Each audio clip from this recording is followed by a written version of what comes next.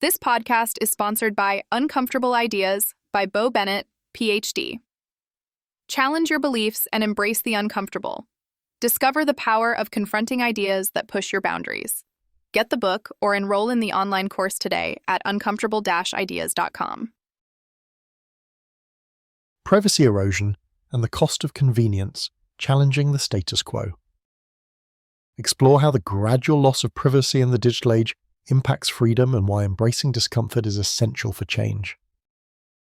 Privacy erosion, what are we really sacrificing?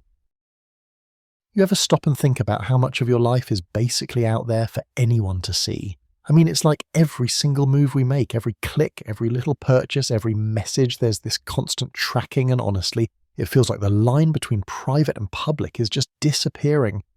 And yeah, I know maybe privacy feels kind of like an old school concern to a lot of people, but what if this erosion is actually a massive blow to our individual freedom? It's one of those uncomfortable truths that people don't always want to chew on. We're so hooked on convenience, the free apps, social media, those personalized ads that sometimes hit a little too close to home, that we rarely question what we're giving up. But when you start challenging the status quo and really pull at these threads, things look a lot messier. This whole situation got me thinking about the book, Uncomfortable Ideas by Bo Bennett, PhD. In it, he gets into these tough conversations that most people shy away from. Privacy erosion fits right into that category. It's a thought-provoking topic that forces you to embrace discomfort just by acknowledging it. Now, when we talk about privacy erosion, what exactly are we talking about? Well, it's the gradual loss of control over our own personal data, our digital footprint, and ultimately how we present ourselves to the world. Think about how much data companies collect, not just what you willingly share, but even stuff you may not realize is being tracked, like your location or what you browse online. It's like handing over the keys to your digital life without even seeing the fine print. The scariest part? Most folks don't think twice about it. We're accustomed to being monitored, and honestly, it's easy to feel powerless, like this is just the way things have to be. But that normalization is dangerous. When personal data is constantly being harvested, sold, and analyzed, it puts boundaries on our freedom without us even noticing. It's not just about annoying, targeted ads.